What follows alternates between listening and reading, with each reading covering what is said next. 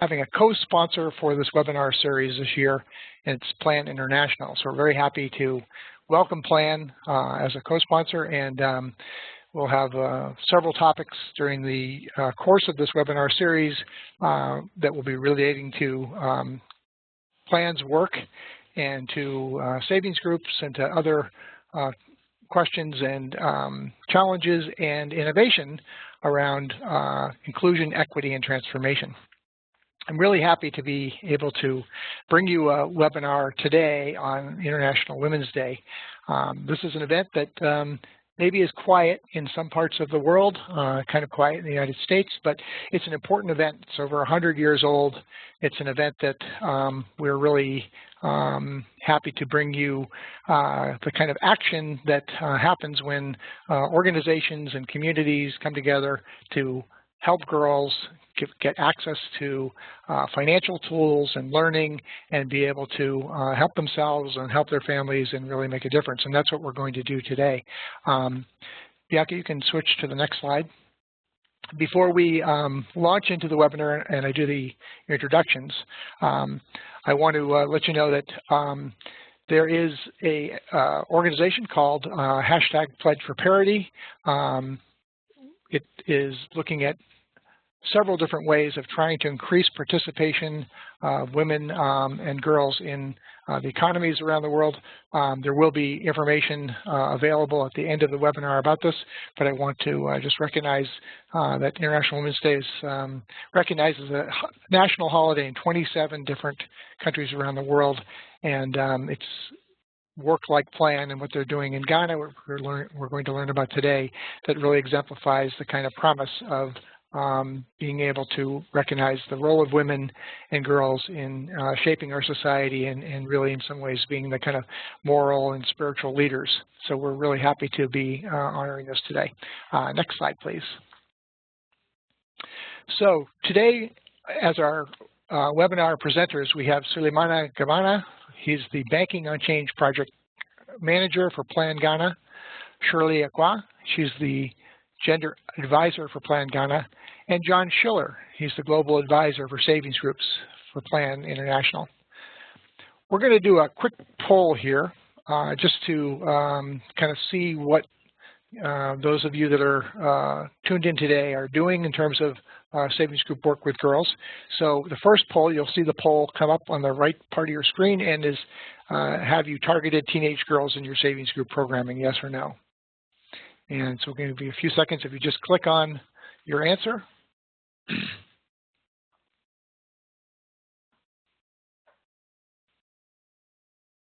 I'll give you another couple seconds.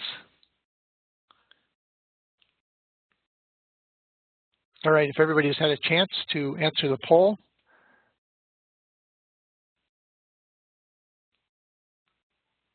And I think we will see the poll results once it's closed. Yep, the poll will close in 10 seconds. Okay.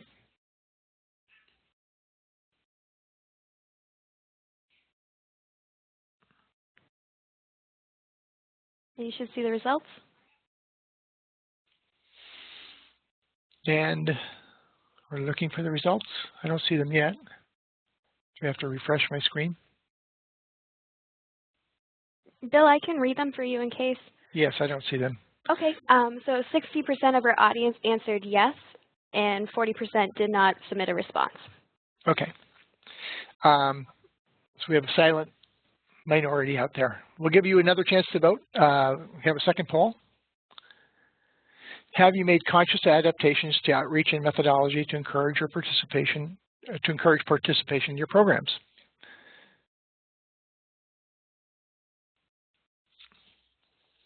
So please vote yes or no. Come on, you people who haven't voted. It's over there on the right. This is your chance. You don't even have to vote for Donald Trump. Sorry. Okay. Assume everyone has had a chance to vote. And we've ended the poll. I can't see the results, Bianca, so you can let us know. Okay, so the poll will close in a couple seconds.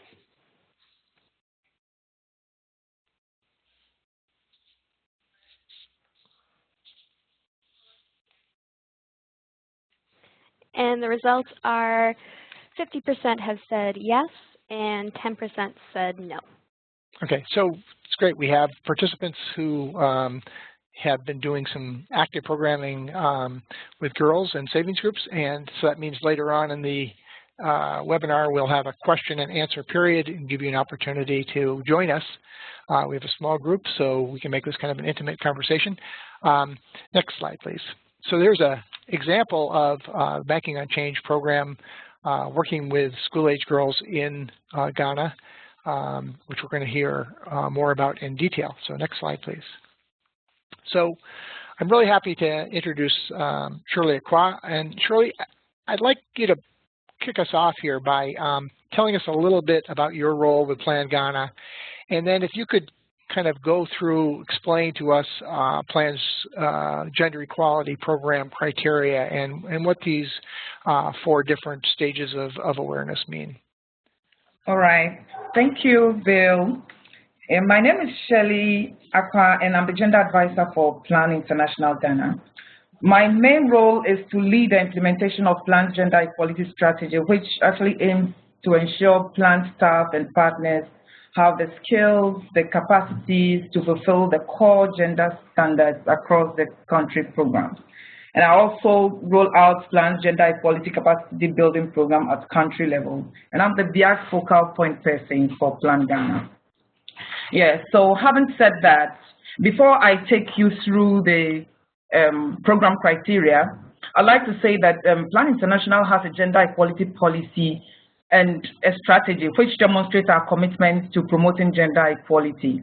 And the strategy, the gender equality strategy, actually establishes clear program criteria to determine how far our programs have integrated gender equality.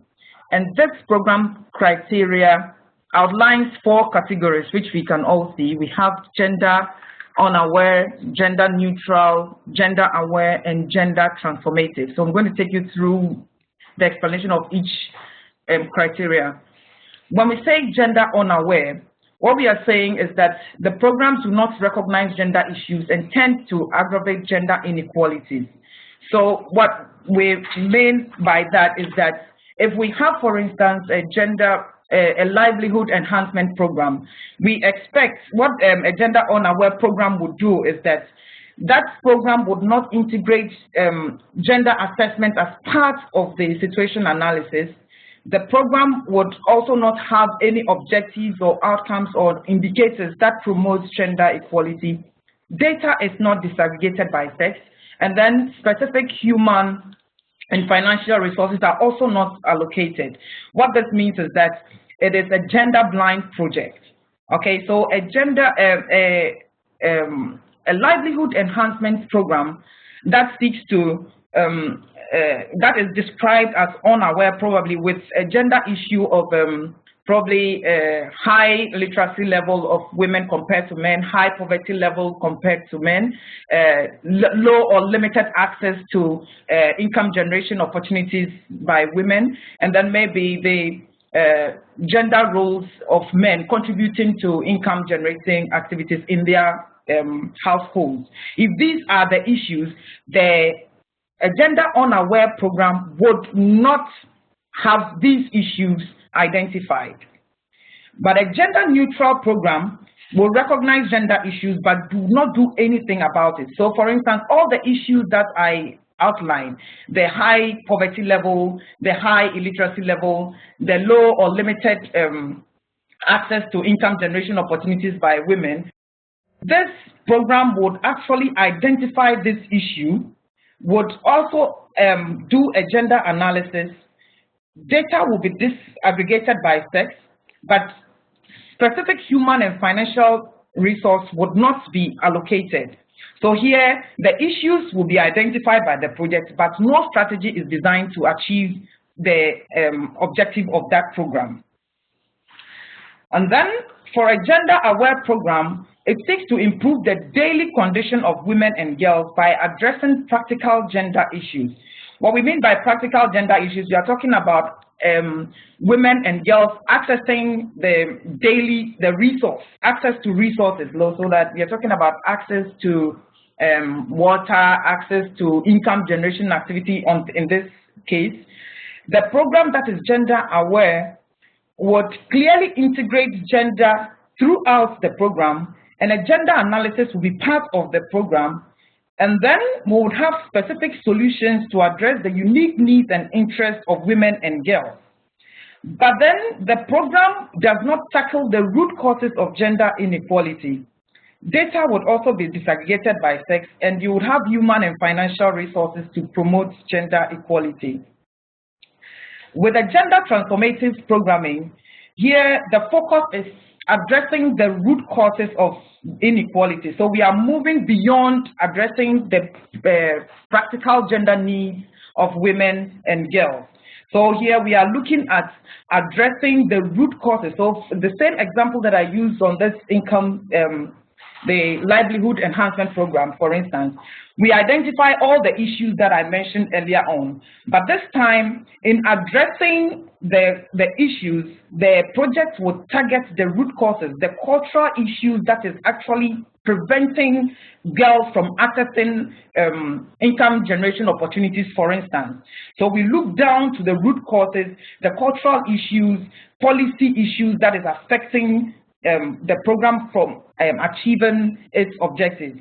So the difference between a gender-aware program and a gender transformative program is that with gender-aware, the way issues are addressed is different. So the addressing of the issue would focus only on meeting the practical needs of women and girls. But with gender transformative, we are looking at addressing the root causes. So it goes beyond just giving them income generation opportunities, but looking at probably what is actually causing the reason for women and girls not accessing this income generation activity. Is it because of cultural issues, or is it because that there is this stereotype that says that it is the role of men and boys to contribute to the family's income, and that is why women are not given the opportunity to get access to income generation opportunities. So these are the two main differences. And for us in Plan, gender unaware and gender neutral programs are unacceptable, and we all strive to work towards gender aware and gender transformative programming. That's great. Thank you. Shirley, this is excellent. I think this continuum is really a very progressive way of kind of looking at being conscious about how program design is going to be addressing these issues, and if it's not addressing them properly, then kind of moving the agenda forward. We're going to have the opportunity now to hear from Suleimana, who will talk about the Banking on Change program and specifically the outreach to school-age girls, and then we'll bring Shirley back to kind of reflect on how the program has adapted to this criteria. So Suleimana, welcome. I'm glad to have you here, and please go ahead and take it away. You can change the next slide, please. Yeah, thank you. My name is Suleimana Bana. I was the project manager for the Banking on Change Phase 2. I'm currently the project manager based in the northern part of the country. Banking on Change project was a 6-year project. The first phase started from 2009 to 2012, and that targeted the adult females mostly. By the second phase, we look at the youth. That also started from 2013 and ended just last year, 2016.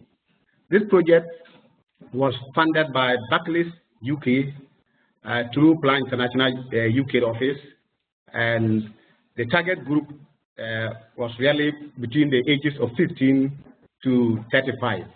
But the core group that we look at was from 15 to 24 years. And this was implemented from January 2013, as I mentioned, and ended last year. Next slide, please. What are the goals and objectives of Banking on Change Phase 2?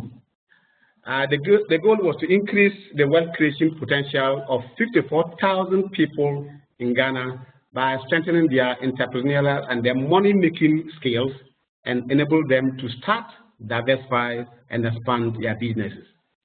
And we have 5 objectives that work towards achieving this goal. And the first objective is to create 1,650 new youth groups, that is saving groups, as well as deepening the impacts of the phase 1 project that we have already implemented. And we are also to strengthen their entrepreneurial skills and that of financial skills of these members, both the carryover groups and that of the youth. The project also look at promoting the linkage between mature groups, that is the group that we have carried over from phase 1 to phase 2, and to link them to financial institutions, especially Barclays Bank. The project also aims at building the capacity of community-based volunteers. These volunteers were recruited from the savings groups, and they supported the expansion and deepening of this project. And the last objective was also to ensure that by December 2015, banking on change is perceived as a repeatable pathway for achieving financial inclusion. And through this one, we try as much as possible to do advocacy on that. Let's take the slide, please.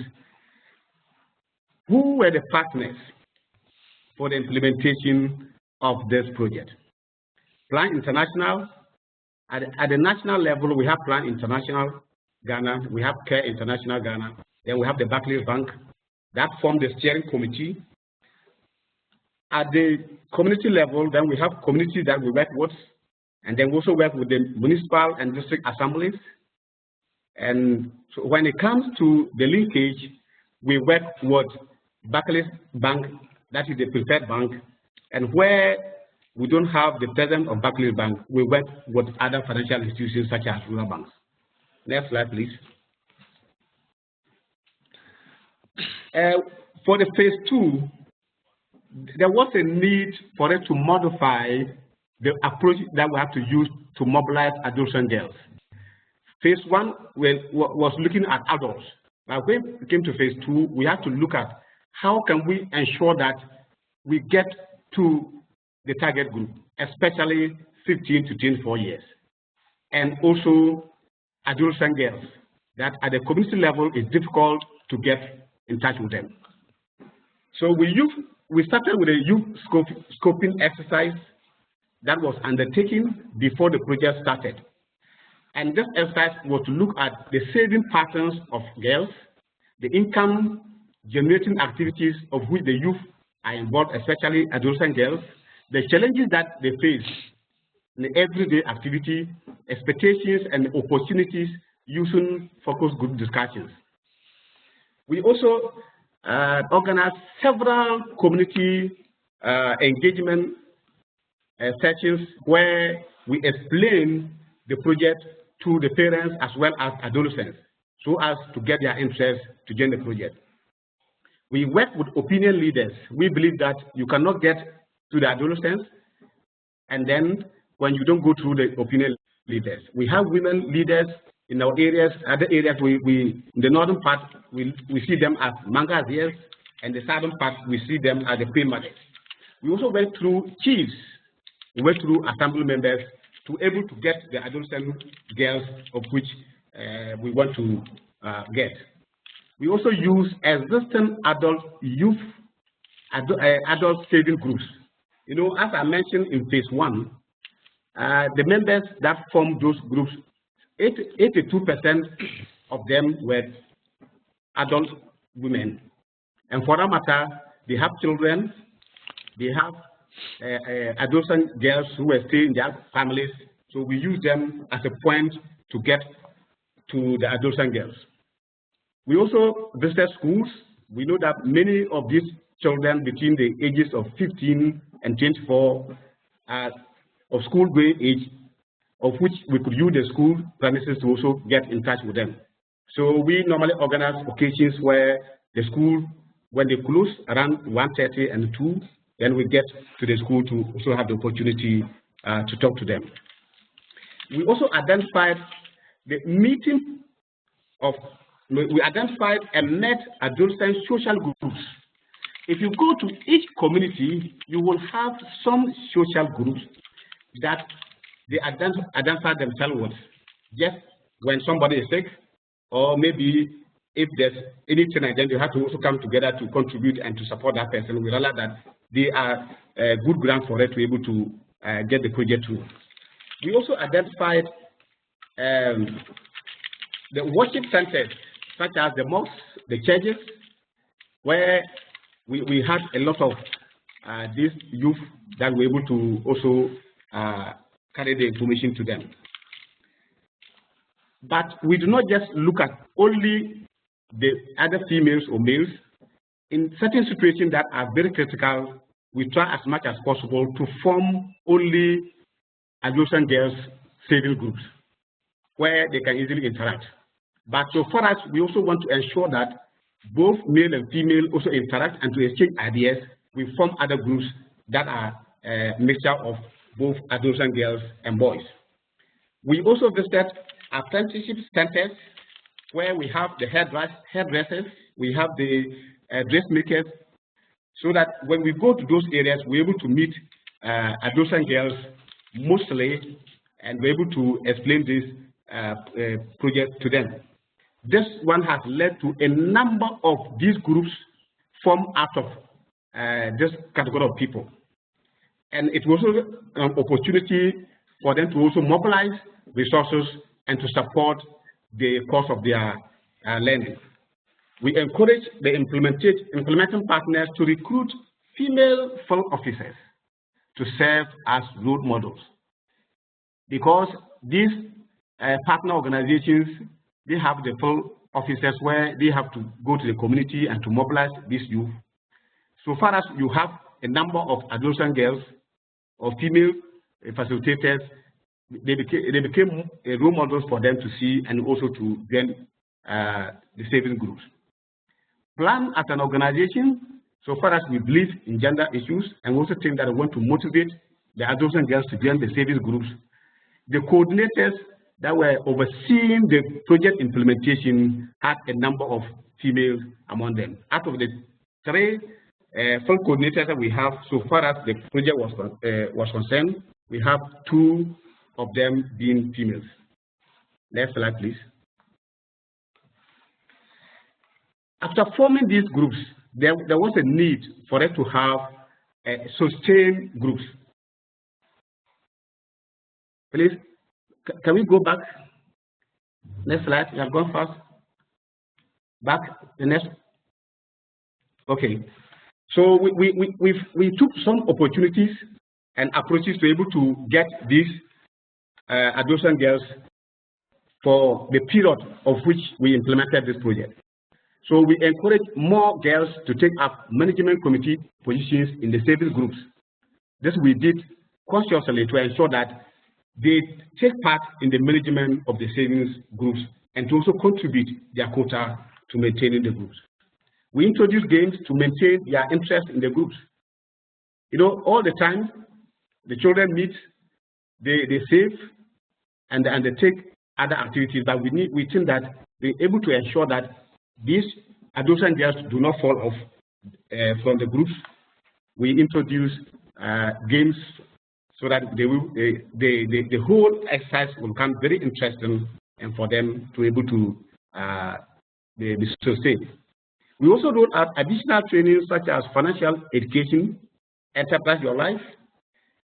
In fact, these training models were adapted and modified and made it flexible and also became adolescent friendly, especially girls. We subsidized saving kits for adolescent girls groups that could not pay fully or part of the cost. You know, the kits were provided and the groups have to pay back the kits. And some of them we realized that genuinely they weren't able to pay back the kits. And for that matter, the project also made some allowance for them to be able to support them, to be able to carry on their activities. Engagement of female role models in the community was another approach that we have to use to ensure that these adolescent girls remain in the groups. They constantly spoke to them, and had the engagement with them, motivated them, and then they were in the groups. So we also use safe places to ensure adolescent girls feel comfortable to participate in the project. Yes, we know that some opportunities at the community level, you realize that there are some places that adolescent girls will not feel comfortable to take part in activities. So we also ensure that that was safe. We identified and selected some of the adolescent girls as community volunteers. As I mentioned earlier, the community volunteers, they supported in recruiting and also training the saving groups.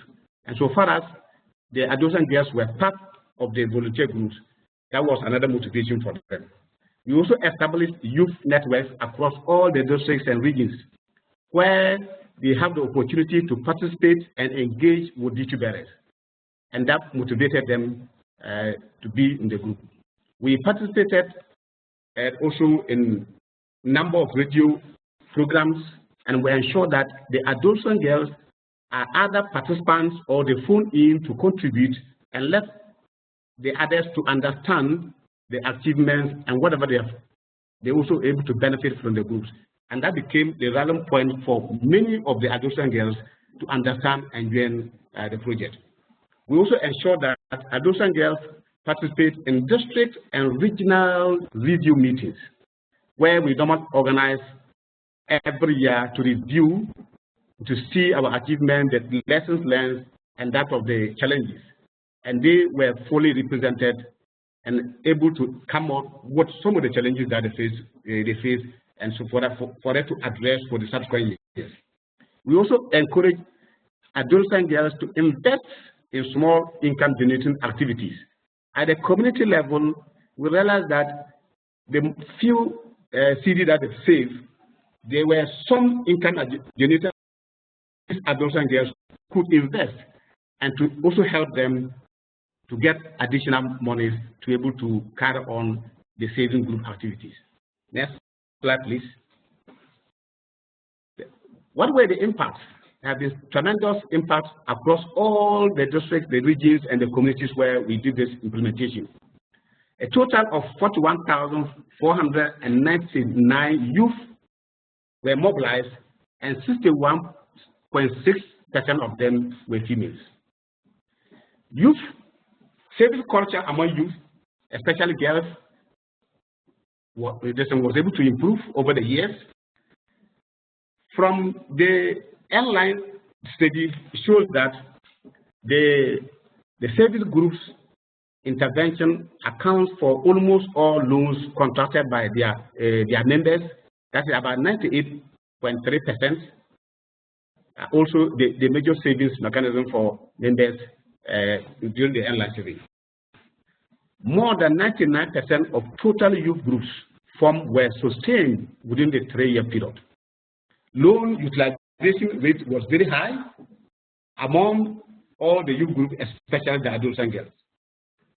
The online study shows that youth under apprenticeship invested their savings in equipment to enable them to establish their businesses. The proportion of the youth saving members investing in productive assets increased by 16% from 32%. Adolescent girls also use their savings to invest in their education as well as the siblings' education. We also have this example from the online study that shows that average amount spent on own education increased by 68.3 Ghana cedi. That is from 136.36 to 204.49 Ghana cedi. Similarly, mean amount spent on children's education increased from baseline figure. Expenditure on education increased over the period. That percentage of the saving group members investing in their own education also increased from 11.5% from the baseline to 22.9%. Next slide, please. The adolescent girls use their savings and loans and they take to invest in income-generating activities identified after our additional training that we've given to them. That is the financial education and the entrepreneurial education that we've given them. From the online survey, One of the findings is that the number of youth saving group members involved in IGEs slightly increased from the baseline figure of 30.7% to 33.9%. Self-esteem and self-confidence among the adolescent girls who participated in the project also increased over the years due to project activities. The findings from the airline survey also show that the saving group members, especially the adolescent girls program, have generally contributed positively to improving members' self-esteem and their perception of social position. Specifically, female saving group members with high self-esteem increased from 78% at the baseline to 86.7% at airline survey. Some members of these saving groups use their savings to register health insurance for themselves and siblings to enable them access better health care. And due to their contribution to their families' needs, adolescent girls are now recognized by families and communities during decision making. We have one adolescent girls who have this to say: I am a record keeper and the youngest in my group, but the adults respect my opinion. I think that was a wonderful quote that we have from the adolescent girl. Findings of the study also revealed that saving group members were able to contribute positively to improving members' self-esteem.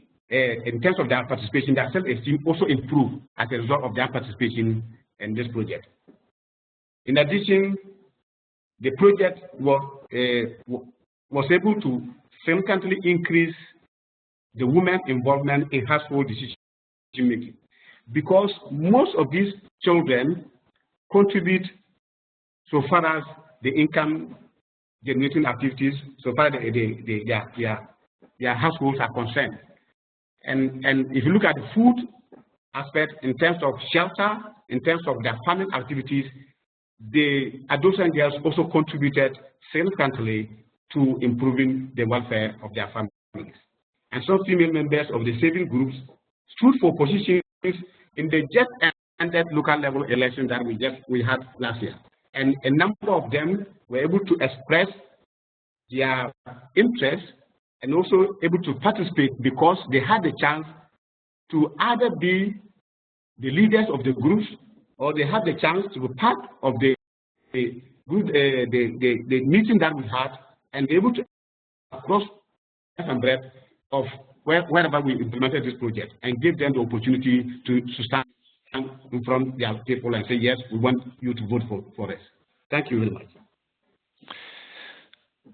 Thank you so much. I really appreciate this great presentation, Suleimana. And so now we started off with Shirley giving us some idea about Plan's kind of overall kind of global view of how they address gender equality through this program criteria. And I'd like to ask you, Shirley, if you can reflect on the program, the Banking on Change program, and specifically what Suleimana was discussing in terms of reaching school-age girls, and give us your kind of assessment of how well this program actually was able to meet the criteria, and were there any areas that might have fallen short? The BOC project, the Banking on Change project, is an example of a gender-aware project, and I'm going to tell you why I'm saying this. If you look at the gender-aware definition, we're saying that a gender-aware program seeks to improve the daily condition of women and girls by addressing practical gender issues. And I explained that practical gender needs include access to basic resources. And in this case, we are talking about access to income-generating opportunities. And the project focused on addressing the practical needs of women. That is, the women had access to income generation opportunities. They were able to, from the presentation that Suleimana did, you realize that they were able to, they testified, women and girls testified that they're able to pay their fees themselves, they're able to pay fees for their siblings, they're able to access health by registering the national health insurance. And these are practical gender needs that have been met on the project. And then also the MRS data was disaggregated by sex. In their report, this was obvious. And then even in Suleiman's presentation, you could see that data has been disaggregated by sex. The baseline data collected some information on women's level of self-confidence, self-esteem, decision-making roles, and they reported, these were reported in the end line. And then income generation activities were, they actually assess those components, their challenges, expectations, etc. were all assessed during the baseline. And then also the strategies target specific barriers faced by girls, but did not seek to transform on equal par. So, and some of the strategies that the program did was community sensitization, training of beneficiaries on financial literacy, the use of female role models. They tried encouraging girls to take up committee positions in the savings group. They formed both mixed and girls-only groups. You know, they ensure that girls have safe space to participate in programs. All these are barriers that girls face, and the project tried identifying and addressing those barriers. So, having said that, I would like to say that indeed, even though I have rated the BOC project as an example of a gender-aware program, I would also like to recommend that in future, you know, before you can really say that a project is gender-aware or gender transformative, and you know, our focus is on gender transformative. We really have to strive to be a gender transformative programming. And I would like to recommend that for every project that is being done, we have to make sure that an in-depth gender analysis is conducted, identifying the root causes and gaps. All of those should be identified. And then also, the objectives, the indicators, and the targets should promote gender equality. And then we also have to ensure that we do a risk assessment. You realize that if you want to promote gender equality and you don't do any risk assessment, you are likely to have challenges. So for instance, you want to ensure that women, you improve on their livelihoods. You want them to be empowered financially. Knowing very well that once the woman is empowered financially, there's likely to be some conflict in the home, because in a Ghanaian setting, when a woman is rich or has money, there is a stereotype that says that that woman does not respect or would not respect if you are economically empowered. So once you promote this activity and the woman is empowered, then you are likely to face some challenges in the home. And that is why it is important to address the root causes of all these issues. Identify all the cultural issues, the norms that is actually preventing them from occupying that particular position. And then also, yes, please. No, go ahead, please. Okay, right. So, and I'm also recommending that there's the need to make sure that you put a full-time gender advisor in place. Okay, with the BOC, there was a gender advisor in place, and there was budget to finance that. We need a full-term gender advisor to be in place. There should be a strategy to address both the root causes and then the practical gender needs of both men and women. And then also, we also have to look at the fact that we have to work along 3 levels of change: at the individual level, the family level, and then the policy level. We noticed that the BOC project focused on the individual level and then the family level, but we did not see any change at the policy level. And that is why we are proposing that for a gender transformative program, we target all the 3 levels. Okay, because once we target all the 3 levels, then we will going to achieve long-term or long-lasting impact, and not just giving them addressing their practical needs. Addressing their practical needs, yes, it would help them to a point. But if we introduce the transformative components, then we are going to ensure that there's going to be a long-lasting change, which is in line with Plan International TCCD approach. Long-lasting change, and even when Plan pulls out of that community, we will still feel the change and the impact in the community. So basically, that is the recommendations that I would like to give to the project in future. We take note of all these, and then we would call such projects as a gender transformative project, and that is what we all aim to achieve. Thank you. That's great, Shirley. I'd like to actually ask John and Suleimana to come in on this if they like. It just seems like a really, it's very comprehensive, but it seems like a very high bar, particularly when you're just talking about policy and dealing with things, at that third level. And I'm just curious, John, from your perspective at the kind of global level of plan, is this something that is a challenge in terms of, who do you bring in at that level to make gender transformative changes in a society? We're really talking something, beyond a community. We're really talking about maybe nationwide. How is that actually done? Thanks, Bill. Yes, it is a challenge. It's an incredible challenge. I was involved with this project, playing a support role from the beginning, including phase 1. And I think if you remember from the slide that showed the goal and objectives, there was no mention of gender equality issues in either the goal or the objectives. And I think that Plan Ghana did a fantastic job in kind of retrofitting the implementation of the project to address a lot of the, as Shirley has said, the practical needs of adolescent girls, and actually accomplished quite a bit in meeting these needs, as Suleimana's presentation showed. To meet the high bar of gender transformation, we need people like Shirley. I mean, Shirley really said it all. And you need, when you're designing a project, you need to have a Shirley present to articulate what gender transformation really means, and all of the steps that need to be taken to ensure that an approach and a methodology addressing gender equality is built in to the design and the implementation of the project.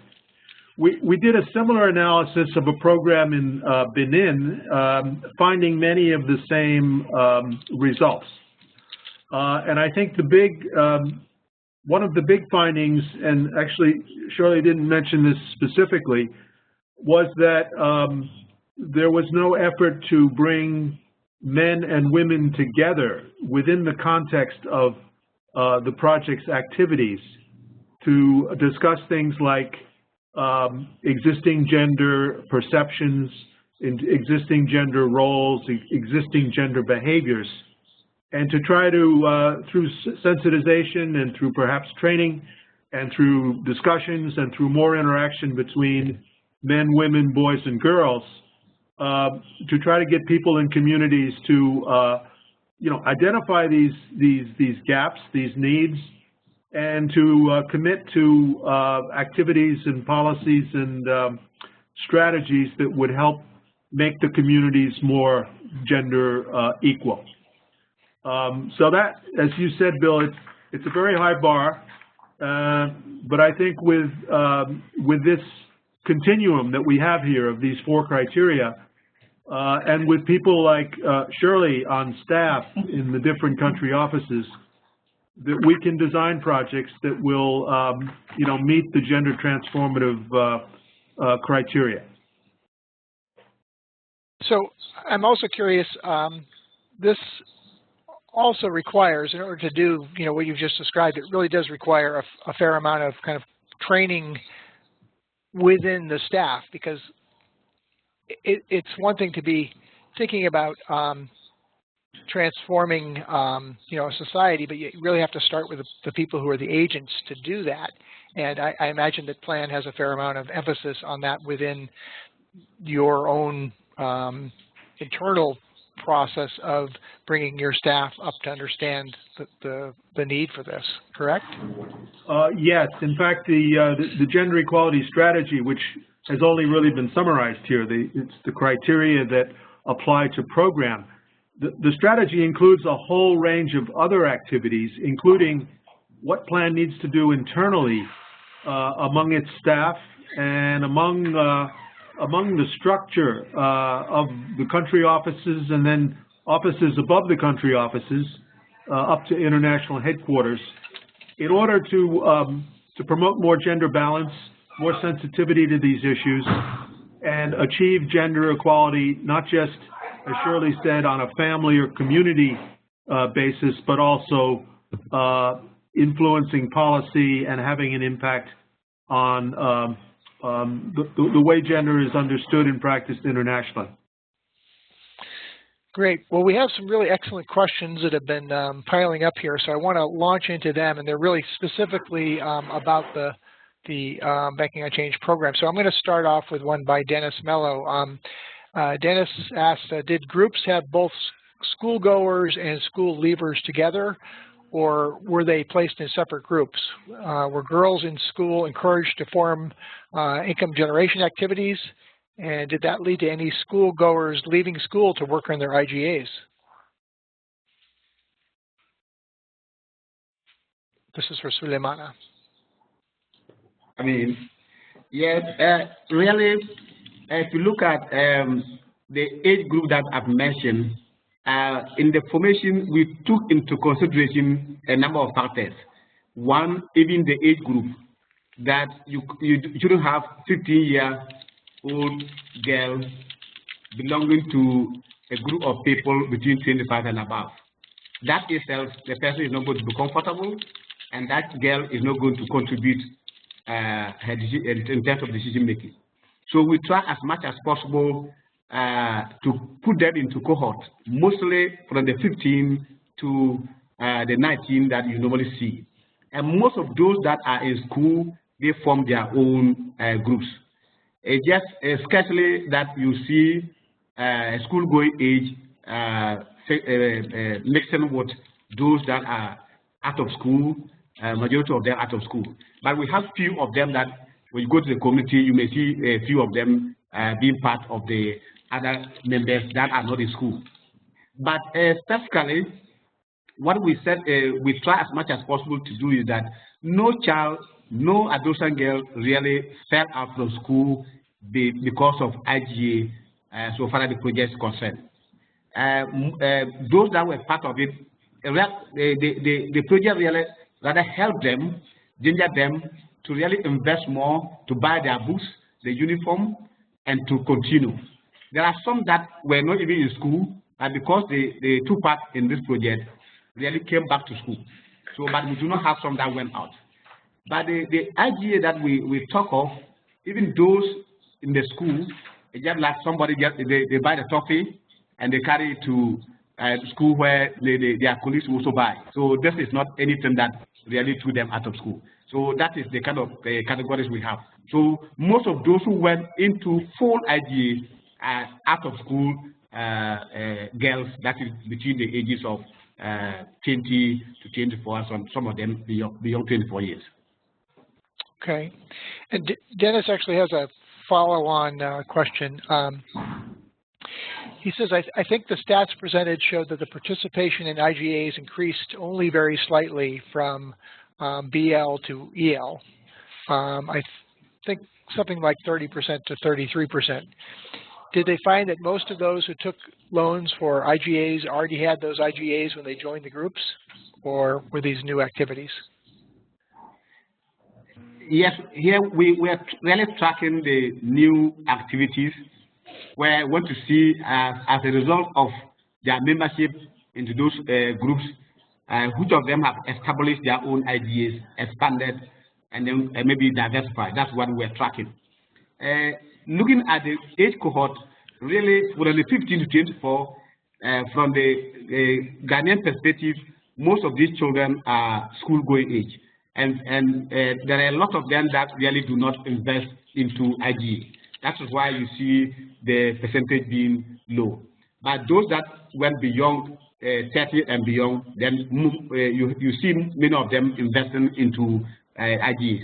So that is why we really didn't have a problem of school dropout, because the members, they're able to get access to loan and also to invest into IGAs, and they fall out of school. So majority of those children between the core age really invested much into their education. And Bill, if I can just add here, this project covered 6 countries. Ghana had the highest participation of in-school youth. And you can, if you compare the statistics from Ghana with the other countries, you see that the countries that focused on out-of-school youth had much more of an impact on enterprise, both creation and diversification, and in some cases having an individual manage multiple enterprises. The behavior of in-school youth is basically we want to take advantage of the savings mechanism. We may try some small income-generating activities, but these are very secondary to the primary goal, which is pursuing one's education. Right. So the emphasis was to make sure that this was not being a distraction, being involved in IGAs or in the savings groups, that the eye and the prize of education was maintained. I'm going to see if we can open up the mic for Bert, who has asked a couple of questions related to the IGA. So if actually, Bianca, you would see Bert's name as being Laura. If the mic is open for Bert, Bert, you can go ahead and ask your question. All right, I hope you can hear me. Yes, we can hear you. All right. First of all, sorry, my WebEx account seems to be in the name of one of my colleagues. I have no idea how to change that. My name is Bert Smit. I work for World Vision, United Kingdom. First of all, thank you for these interesting presentations. I have quite a lot of experience with the VSL saving groups model, and I've seen that you have some quite innovative ways to reach adolescent girls, which to me is very interesting. On the same slide, I also saw that you did research about what kinds of income adolescent girls have. And I would be very interested in hearing some of the results of this research, if that is possible. And also my question would be, did you need to adapt the standard VSL saving groups model in any way to accommodate the reality of these adolescent girls? Thank you. Suleimana, or yes. It is true that we did some preliminary youth scoping, as I mentioned, just to get the light of what the adolescents at the community level really they do, how they get their money, what they use the money to do, the fears, the challenges. They really did that, and that really helped us before we started. The second question is, hello? Keep going. Yes, we can hear you. Yeah. May I get the second question? The second question was if you needed to adapt the standard VSL methodology for saving groups in some way, because the reality of adolescents is girls is different, their sources of income is different, the times that they can meet is different. Did you need to adapt the VSL methodologies in any way to reach these adolescent girls? Yes, thank you very much. When we started, really, as I mentioned, if you look at one, the kids is supposed to be a revolving fund where they need to own the kids and to pay for. When we started, we realized that it is not easy for some of them to pay. So some of them we have to subsidize, so far as adults are concerned, and then so we have to subsidize for the youth. Secondly, we realized that it will come too much for some of them to buy shares at the same time contribute to social fund. When it becomes so difficult, then we definitely encourage them to stop the social fund and then to just concentrate and buy the shares. And we also make it flexible as much as possible that you can attend the meetings as many as possible if you cannot buy the chairs, even up to the number of weeks that you want to do. So we try as much as possible so that some of them will not feel that I am not contributing anytime I come to set, and then they will not also come. And we also realize that the system of try as much as possible to pay something to the community volunteers that are supporting them under the adult project that is under when we're doing the phase 1, towards the groups that were giving some service for pay to the community volunteers. So when they come to support them to go through all the processes, then at the end of the month, they contribute something for the community volunteer. But when it came to the youth, it was difficult because if they try as much as possible to even get some penny to come and save, where would they get the money to also support the volunteer? That also became something that we also look at it and we also waive. So there were other things as we introduced and said that we introduced on like games and other things to ensure that it kept the adolescent girls to be active and part of the system. You know, in the adults YSLA, those things are not there. But we think that we need to do that small modification to ensure that they see it as a place for them to be able to play, at the same time also learn to save. So these are some of the things that we did. But we cannot deviate completely from the YSLA methodology, so that we deviate much, you may also be going to the realm of other things. So we try as much as possible to maintain the rules, and then that governs the YSLA, but try to bring some other additions that will make them motivated to be part of the system. I have a question, Suleimana, which is how many of the, maybe it's too early to answer this question, but I'm curious if the youth who are in these groups, once they leave school, they graduate from school, if they continue on in savings groups or form new groups and continue the process. Yes, there were some of them at the community level where they were in the junior high school, they completed and they had to move to senior high outside the community. I think what we also agreed was that the group could temporarily stop their activities, and when they go back to school, when they come back, then they start. So these were some of the things that we introduced, which the adult saving group definitely may not have the opportunity to do that. So we tend to have some of these situations that came on. But in the situation where majority of them move out and they do not come, then it means that some of them have to reintegrate into other group that they could find themselves comfortable to work with. Great. Well, we are at the top of the hour. I want to, first of all, just see if either Shirley or Suleimana or John have any final comments that you'd like to make before we wrap up. Well, I would just want to reiterate what I said earlier, that for all projects, it is important that gender is mainstream in order to get the actual impacts of programs. In order to achieve gender equality outcome, it is important to mainstream gender equality in our programs. And in order to achieve long-lasting change, it is important to focus on both a gender-aware and a gender-transformative approach. Thank you. Thank you, Shirley. Yes, I just want to say that savings is not just meant for only the adults. It is important that we start with the youth as early as possible to increase, so that they're able to build their awareness and then able to build their interest, and from there they become responsible adults. Great, thank you. And to just build on Suleimana's comment, we found that youth is really a growth market, if you will, for savings groups promotion. And that to successfully promote these groups, it's important to bring youth into the process of promotion, of outreach, of training, and even participating in project management from the, if not from the beginning, at least at a very early stage in the project.